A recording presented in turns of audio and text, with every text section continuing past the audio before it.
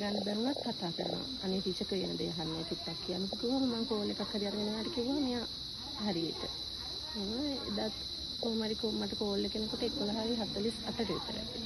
ඊපස්සේ ගේ කැඩුවා කියලා මම කෝල් ගත්ත ගෙදර කවුරු ෆෝන් එක ආන්සර් කරන්නේ එන්න බෑස අලියා පාර මැද්දේ. මම මල්ට ගෙවල් ළඟයි මට ඒ වුණාට ඒ ගන්න විදිහක් නැහැ. ඊට පස්සේ මම දන්නේ මට හිතුණා දැන් මෙයා කියපේවත් මට මතක් වුණා දැන් එන්නේ නැහැ කියලාත් මට කිව්වනේ. ඊපස්සේ ඉතින් මම දන්නේ බුදුන් අදහන්න විතරනේ මම පහනට තෙල් දාලා බුදු පහන පත්තු කරලා මට අත් දෙක එකතු කරගෙන වඳින්න හම්බුනේ නැහැ මට ආයි කෝල් එකනකොට නැති වෙලා කියලා. ඒකට 12:17යි වෙලාව. ඉතින් හරි අපහසුයි දරා ගන්න. ඒතර ළමයා නිදාගන්න තමයි වැටලා තියෙන්නේ.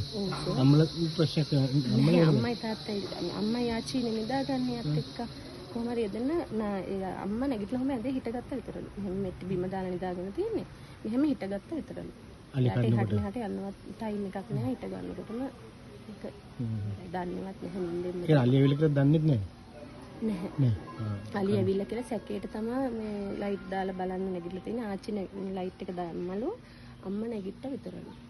ඔව් එතකොට මේ මොනවද වෙලා තියෙන්නේ.